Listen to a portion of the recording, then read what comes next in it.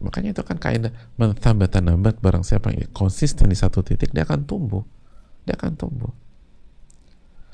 Barang siapa yang konsisten satu titik dia akan tumbuh. Ini poinnya. Ihris ala ma yanfa'uk wasta'in billah wala ta'jiz wala ta'jaz. Jangan lemah, jangan malas. Istamir, kata Syekh Utsaimin, istamir. Ini kaidah bagus sekali jemaah sekalian. Wala taksal wala tata'akhir fil amal idza syara'ta fi. Jangan malas dan jangan ditunda kalau Anda sudah mulai sebuah amalan, tapi lanjutkan, karena kalau Anda tinggalkan lalu Anda pindah ke amalan yang lain, maka nanti begitu lagi polanya. Anda akan tinggalkan, lalu Anda pergi ke amalan lain, lalu begitu lagi polanya. Anda tinggalkan, lalu Anda pergi ke amalan yang ketiga. Sampai kapan? Sampai kapan? Karya-karya besar itu bukan begitu caranya. Karya besar tuh puluhan tahun.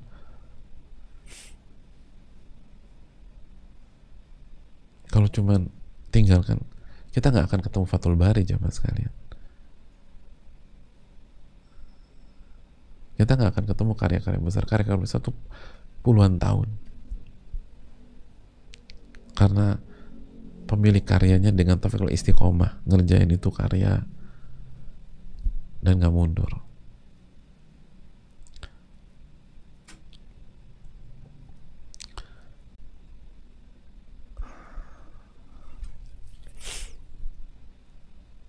Itu poin. Coba terus. Begitu ada kendala, jangan lemah. Dan ingat, jangan lemahnya tuh di dalam dua hal. Jangan lemah. Artinya jangan kehilangan semangat, terus coba. Yang kedua, jangan lemah dalam meminta pertolongan. Dan itu kan yang selama ini kita terjatuh karena kita kurang dalam minta pertolongan kepada Allah. Aduh, udah gak bisa deh. Nggak, coba dulu. Nggak bisa. Udah doa sama Allah belum? Belum. Ya doalah sama Allah. Mintalah pertolongan sama Allah.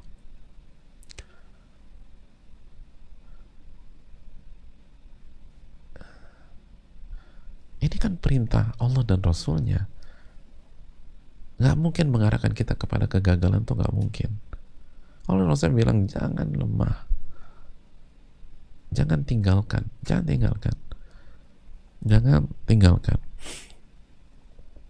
pernah tinggalkan. Makanya salah satu makna wala ta'jiz,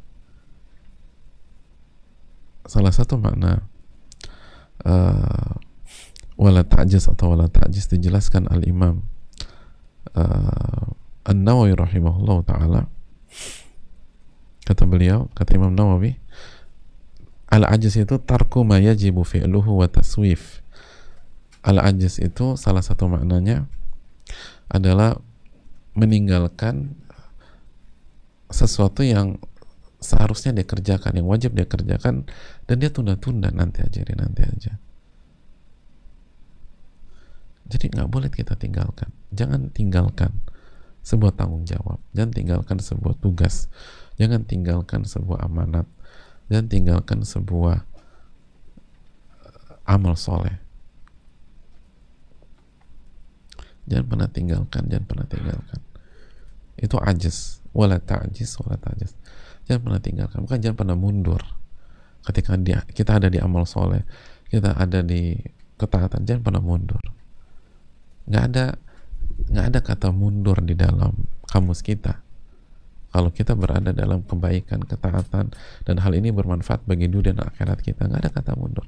Kita mundur, kita hancur, jemaah. Karena kita menyelisih perintah Allah dan Rasulnya. Kalau ada kendala, sekali lagi, minta pertolongan sama Allah. Ada masalah, minta pertolongan sama Allah. Dan seringkali kata buntu itu cuma ada di kepala kita, padahal nggak buntu. Seringkali kita, nggak, ini udah mentok. Nggak mentok tuh. Ada aja tuh jalan keluar. Itu syaitan yang mempermainkan Anda.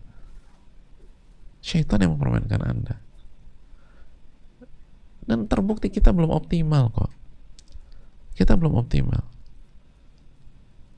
Hadirin, Ibnu Hubairah ketika menjelaskan hadis, Ibnu Hubairah mengatakan, Nabi SAW mengatakan wala ta'jiz atau wala ta'jaz, itu artinya la yahsunil bil mu'min an ya'jiza, nggak pantas seorang mukmin ajiz, nggak pantas. Jadi nggak pantas seorang mukmin itu mundur dalam sebuah amal soleh, nggak pantas seorang mukmin itu meninggalkan amal soleh, nggak pantas seorang mukmin itu meninggalkan tanggung jawab dan amanat, nggak pantas. Nggak pantas seorang mukmin meninggalkan pos atau posisi yang mengantarkan dia ke surga, nggak pantas. Nggak pantas seorang mukmin itu lemah, nggak pantas, nggak pantas.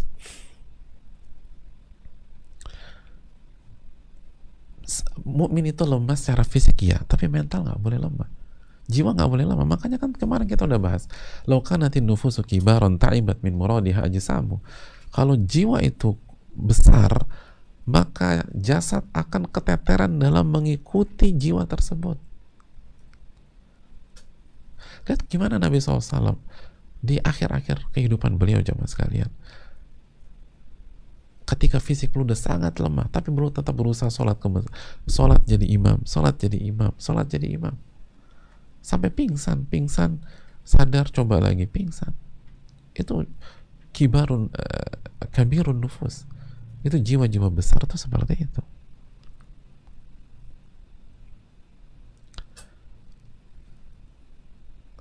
Makanya banyak orang, dan kalau kita perhatikan ya, apa ulama-ulama atau guru-guru kita yang sepuh-sepuh itu mereka punya itu, jamaah. Jarang kita dengar dari kata mereka itu nggak bisa. Ada beberapa, kalau pengalaman saya ketemu dengan guru-guru kita tersebut, itu kita rasa udah mentok, mereka masih bilang bisa insya Allah, tapi pakai insya Allah, bisa insya Allah, benar bisa, bismillah, subhanallah. Kadang kita yang muda-muda pikir udah mentok, nggak nih, nggak bisa, bisa insya Allah, benar bisa insya Allah. Jangan pernah remehkan kekuasaan Allah Subhanahu Wa Taala untuk merubah kondisi, jamaah sekalian. Makanya Ibnu Hubairah mengatakan seorang mukmin nggak pantas lemah, tuh nggak pantas mengatakan saya udah gagal, nggak pantas, nggak ada alasan kok. Salah sefatal apapun Anda bisa membuat Rob Anda gembira dengan taubat, terus apa yang gagal? Nggak pantas. Kalau kita bermuamalat dengan manusia, ya mungkin manusia susah memaafkan kita, tapi kalau sama Rabbul Alamin kan enggak. Makanya iman dulu nih. Makanya kita awali dengan iman. Kita mau cari siapa? Mau cari ridho siapa? Mau cari ridho siapa? Kalau ridho manusia benar nggak bisa. Jangankan kita buat salah, kita benar semua aja banyak manusia nyalain kita. Makanya kata Imam Syafi'i, ridho nas ghayatun tudrak. Ridho manusia adalah cita-cita yang nggak mungkin tercapai. Wong Nabi SAW menjadi benci banyak orang. Tapi kalau kita cari ridho Allah, gak ada alasan mengatakan saya gagal, saya mundur, kecuali dalam kasus-kasus tertentu sebagaimana kita bahas tadi. Tapi sebagai pola hidup tidak. Jangan punya prinsip loncat sana loncat sini, nyoba nggak cocok pindah lagi, nyoba nggak cocok, nggak akan membuat kita berhasil. Pertanyaannya, kita udah bersungguh-sungguh atau belum? Sudah berdoa atau belum? Sudah minta tolong sama Allah sampai ngemis-ngemis atau belum? Bukankah Nabi kita SAW meminta perlindungan kepada Allah dari sifat ajiz ini, sifat lemah, sifat nggak ngerjain sesuatu, sifat malas. Makanya kan salah satu doa Nabi SAW dalam hadis Bukhari Muslim, apa jamaah? Sudah hafal belum doa ini? Allahumma inni a'udzubika minal ajzi wal kasal wal jubni wal harami wal bukhl. Ya Allah, aku berlindung kepada Engkau dari sifat ajiz, sifat lemah, sifat itu tadi, dikit-dikit mundur, merasa dikit-dikit merasa gagal, wal kasal, sifat malas, wal juban, pengecut, wal haram, masa tua yang buruk, wal bukhl, pelit. Yang jadi masalah, sekali lagi, coba kita jujur, ketika kita mengerjakan sebuah hal yang bermanfaat, lalu ada masalah, kita belum mundur, kita sudah berpikir mundur atau berpikir gagal, padahal sekalipun kita belum baca doa ini, sekalipun kita belum baca doa ini, oh ada doa kayak gitu Pak Ustadz ya, bahkan nanya, oh ada doa kayak gitu ya, lagi mana? Berarti kan kesalahan bukan karena itu, kesalahan karena kita kurang dalam berdoa. Kita aja nggak tahu ada doa kayak begini seringkali. Ilaman rahimah rabbu, tentu saja nggak semuanya, tapi coba kita renungkan. Allahumma inna a'udzubika minal ajzi wal kasal wal jubni wal har wal bukhl. Ya Allah, aku berlindung kepada Engkau dari al-ajaz, sifat lemah, malas, wal juban, pengecut, wal haram, masa tua yang buruk, wal bukhl, dan rasa pelit. Hadirin Allah muliakan, ini yang perlu kita camkan. Jangan pernah ajaz, jangan pernah ajaz atau merasa lemah. Jangan pernah merasa lemah.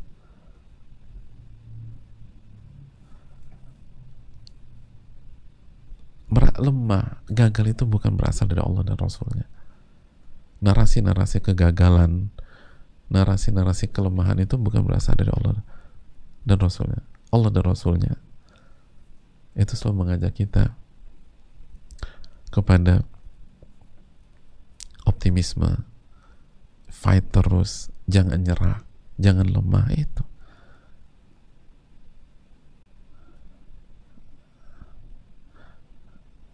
adapun orang-orang yang ajiz, yang lemah, yang dikit-dikit bilang gagal, dikit-dikit bilang aduh aku nggak bisa lagi deh, aku mau mundur aja, itu sadar atau tidak sadar, itu karena mengikuti hawa nafsu. Hawa nafsu yang ngajak kita demikian. Dijelaskan dalam hadis Tirmidzi dan dihasankan oleh sebagian ulama, di antaranya dihasankan Tirmidzi dan juga dikaji oleh Syekh bin Baz, walaupun dilemahkan sebagian ulama, tapi maknanya benar, dan sebagian ulama ada yang menghasankan. Dalam riwayat itu, wal ajiz man atba'a nafsahu hawahu wa tamanna 'ala Allah. Orang yang ajiz, yang lemah adalah orang yang membiarkan jiwanya mengikuti hawa nafsunya dan kebanyakan berkhayal kepada Allah. Allah kan Ar-Rahman, Allah Ar-Rahim, nanti juga masih ada waktu, nanti waktu habis, selesai masalah. Jadi kebanyakan berkhayal itu, dan benar kan, orang yang lemah itu bukan karena tugasnya berat, bukan, tapi karena dia biarkan jiwanya ngikutin hawa nafsunya. Hawa nafsu yang pengen santai, yang pengen rebahan, pengen tidur-tiduran, pengen santai-santai, pengen ngobrol, pengen kongko, gak jelas, pengen ngabisin waktu ketawa ketiwi. Itu akhirnya kita gak selesai. Ikutin hawa nafsu. Itu dalam hadis tersebut. Bukan karena hadis itu kan gak mengatakan orang yang gagal atau orang yang lemah itu karena masalahnya berat, nggak ada. Itu karena dia biarkan jiwanya mengikuti hawa nafsunya. Itu bukan karena masalahnya berat, bukan karena ujiannya sulit, bukan tentang itu, tapi itu tentang kita ngikutin hawa nafsu. Makanya Allah berfirman dalam surat Sad ayat 26. Apa kata Allah Subhanahu wa taala? Dalam surat Sad ayat 26. Jangan ikuti hawa nafsu, kata Allah Subhanahu wa taala dalam ayat ini. Kata Allah, "Wala tattabi'il hawa fayudillaka an sabilillah." Wala tattabi'il hawa. Ini ayat, ini bercerita tentang Nabi Daud, jemaah. Ya Daud, inna ja'alnaka khalifatan. Wahai Daud, kami menjadikan engkau sebagai khalifah di muka bumi, maka putuskan perkara di antara manusia dengan adil. Wala tattabil hawa. Jangan ikuti hawa nafsu, karena ia akan menyesatkan engkau dari jalan Allah. Ya kalau Nabi aja dilarang ikutin hawa nafsu, dan Nabi, kalau Allah wanti-wanti kepada Nabi, ini bukan kepada kita, bukan kepada ustadz, bukan kepada jamaah, bukan orang yang hijrah, ini kepada Nabi. Kalau engkau ikuti hawa nafsu, dia akan sesatkan kamu dari jalan Allah. Dan orang yang sesat dari jalan Allah, dia akan dapat azab yang pedih.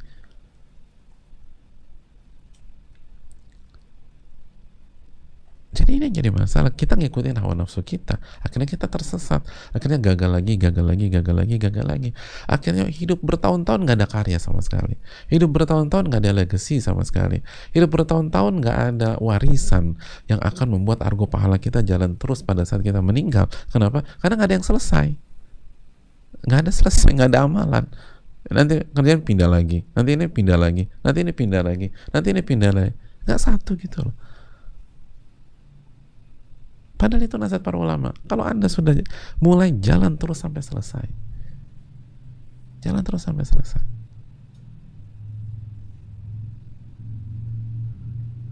Itu kan. Ini simpel. Pada saat kita putuskan hijrah, kita mulai hijrah, jalan terus sampai selesai. Gak ada mundur. Atau berat banget, aduh gak bisa. Oh, ternyata hijrah sulit ya. Bukan hijrah yang sulit. Anda ngikutin hawa nafsu.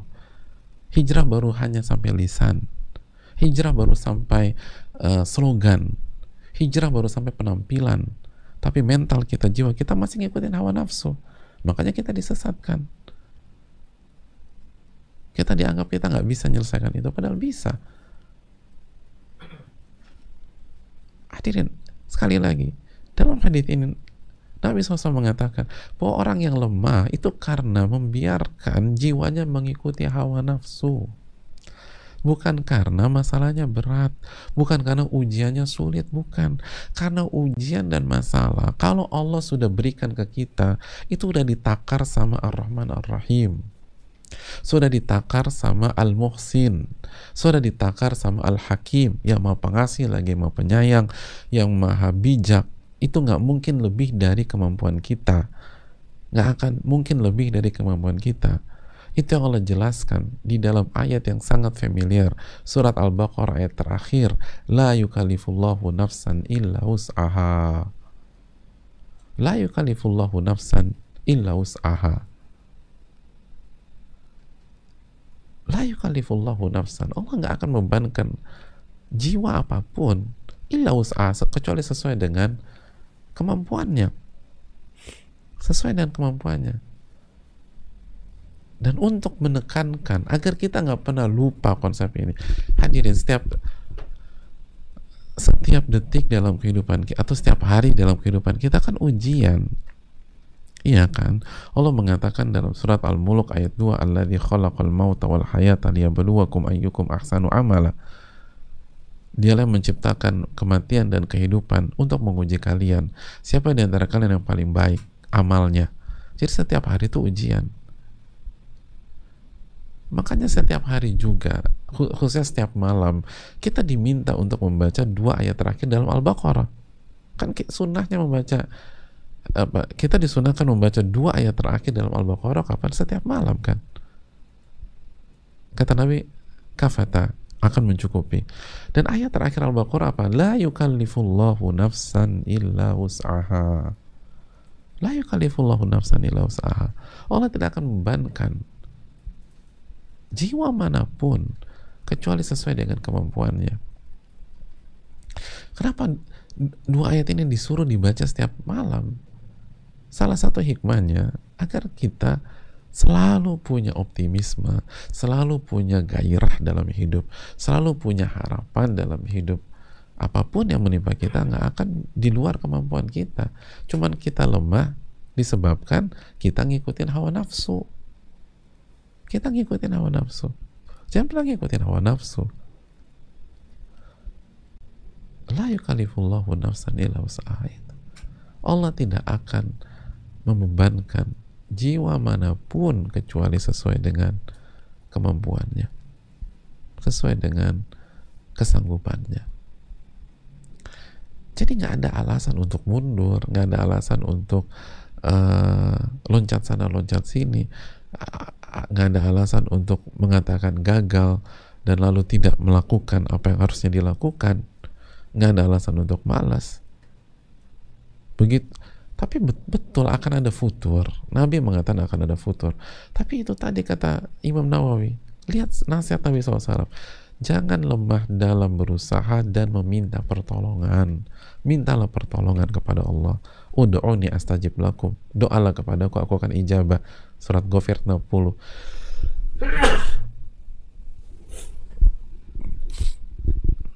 mintalah pertolongan kepada Rabbul Alamin. Bukan begitu ada masalah curhat sana curhat sini, minta minta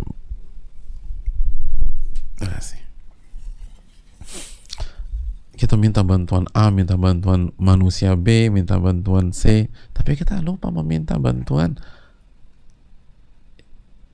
yang punya kekuasaan di atas alam semesta. Berdoalah kepada Rabbul Alamin. Amalkan 3 ini, tips luar biasa jamaah. Tips ini luar biasa. Bersungguh-sungguh dalam mengerjakan yang bermanfaat bagi Anda. Jadi pas ini bermanfaat apa enggak? Ini taat apa enggak? Ini ibadah apa enggak? Oh iya. Ini yang paling bagus apa enggak? Oh ini paling bagus. Ayo udah, minta pertolongan sama Allah. Yang ketiga, jangan pernah mundur. Apapun maju terus. Maju terus. Walaupun kita nggak didukung oleh banyak pihak, walaupun kita nggak didukung oleh banyak, tapi kalau ini udah manfaat, minta pertolongan sama Allah. Lalu tanya ahlul ilm, kata ahlul ilm udah maju terus, maju, ya udah maju, bismillah. Ini bisa disampaikan, semoga bermanfaat dan semoga kita menjadi orang-orang yang beriman kuat. Dan kalau kita bisa jalankan ini, iman kita akan bertambah, iman kita akan kuat. Iman kita akan turun kalau kita maju mundur. Kalau kita loncat sana loncat sini, kalau kita nggak ada amalan yang kita selesaikan, iman kita akan turun tuh. Tapi kalau kita polanya demikian, iman kita akan kuat biidznillah ta'ala. Ini yang bisa disampaikan, dan kita akan lanjutkan lagi hadis ini di pertemuan yang akan datang besok insyaallah ta'ala jika Allah mudahkan. Dan sebagaimana dijelaskan Al-Imam Muhammad bin Shalih Al-Utsaimin, ini hadis ini layaknya bukan 3 kali pertemuan jamaah. Ini berjilid-jilid buku. Ini hadis luar biasa. Dan itu lagi, aduh subhanallah ya, Allah tuh kasih kita tuh baik banget bisa mengkaji Riyadhus Shalihin. Ini Riyadhus Shalihin jamaah. Makanya nggak heran bisa merubah peta dunia. Isinya nih hadis-hadis kayak begini. Dan subhanallah kita belajar gratis. Kita belajar gratis. Sebagian pihak itu kalau misalnya buat ini di sebuah seminar itu bisa. Ini kan tentang konsep hidup gitu loh, wisdom tentang kehidupan dan seterusnya. Maka bersyukurlah kepada Allah Subhanahu wa taala. Jazakallahu khairan. Subhanakallahumma wa bihamdika, la ilaha illa anta, astaghfiruka wa atubu ilaik. Assalamualaikum warahmatullahi wabarakatuh.